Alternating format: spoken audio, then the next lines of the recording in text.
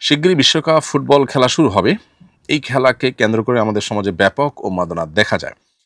এ বিষয়ে সমাজের যুবকদের প্রতি আপনার নাসিহা কামনা করছি। ফুটবল বিশ্বকাপ কিংবা ক্রিকেট বিশ্বকাপ বা এই জাতীয় যে ইভেন্ট বা টুর্নামেন্টগুলো হয়ে থাকে, এগুলো জুয়ার আসর সেটি বলার অপেক্ষা রাখে না।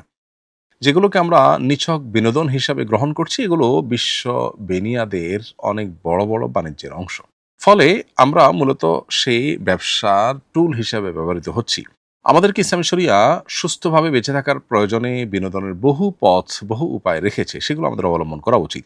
নবী করিম সাল্লাল্লাহু আলাইহি ওয়াসাল্লাম বলেছেন, মিন হুসনি ইসলামিল মারই তারকুহু মা লা ইয়ানি। একজন মুসলমান ইসলাম সুন্দর হবে তখনই যখন সে অনর্থক অহেতুক কাজ পরিহার করবে। কোরআনে কারিমে আল্লাহ তাআলা সফল মুমিন এবং জান্নাতুল ফিরদাউসের উপযুক্ত হবে যে সমস্ত মুমিনরা, তাদের বৈশিষ্ট্য বলতে গিয়ে সূরা মুমিনুনের শুরুতে বলেছেন, ওয়াল্লাযীনা হুম আনিল লাগবি মুরিদুন, যারা লাগব বা অহেতুক অনর্থক কাজ থেকে বিরত থাকবে, বেঁচে থাকবে, এই মানুষগুলো জান্নাতুল ফিরদাউসের অধিবাসী হবে।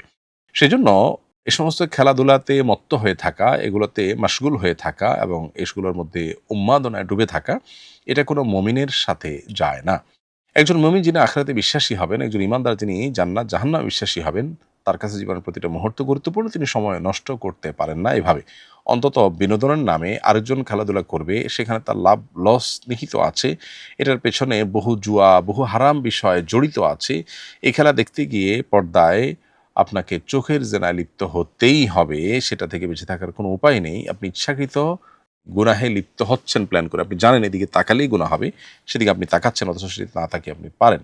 তো এই কাজটি সন্দেহাতীতভাবে নাজায়েজ এবং গুনাহের কথা, এটি বলার অপেক্ষা রাখে না। যে পরিমাণ কর্মঘণ্টা এর ফলে নষ্ট হয়, যে পরিমাণ জুয়ার আসর এখানে বসে, এটা বিশ্ববাসীর জন্য সার্বিক বিচারে ক্ষতিকর, শুধুমাত্র ধর্মীয় বিচারে নয়। অনলাইন অফলাইনে যে পরিমাণে মারামারি হয়, হানাহানি হয়, যে পরিমাণে আপনার রেষারেষি হয়, এমনিতে আমাদের সমাজে ধর্মীয়, রাজনৈতিক নানা কারণে ভেদাভেদের অভাব নেই। আবার খেলাকে ঘিরে আমরা বিভিন্ন দেশের অনুসারী হয়ে ভাগ হয়ে আপনার গন্ডগোল ফাসাদ হতে পর্যন্ত দেখা যায়। অনেকে আত্মহত্যা করতে পর্যন্ত দেখা যায়। রাজ্যে খেলা দেখা এবং স্বাস্থ্য ঝুঁকি, পড়াশোনা নষ্ট হওয়া সহ বহুবিধ ক্ষতি এ সমস্ত টুর্নামেন্টের কারণে আমাদের হয়ে থাকে। লাভ যদি আমরা বলি তাহলে অলমোস্ট জিরো। পরিবার এবং বন্ধু মহলে সম্পর্ক পর্যন্ত এগুলোর কারণে নষ্ট হয়। এজন্য বিশ্বকাপ ফুটবল হোক, ক্রিকেট হোক বা এই জাতীয় ইভেন্ট হোক, এগুলোকে অ্যাভয়েড করার বা এগুলোকে পরিত্যাগ করার এজন্য মানসিকতা আমাদের মধ্যে তৈরি করতে হবে। এবং একজন ঈমানদার তার জীবনের প্রতিটা মুহূর্তকে অর্থবহ করবার চেষ্টা করবেন। তিনি অনর্থক কাজে তার জীবন, যৌবন, সময় নষ্ট করবেন না। কারণ এগুলো সবগুলোর জন্য আল্লাহর কাছে জবাবদিহি আমাদের করতে হবে, আমাদের জীবন কি আমরা কাটিয়েছি সেজন্য। আসুন্নাহ ফাউন্ডেশন, উম্মার স্বার্থে, সুন্নাহর সাথে।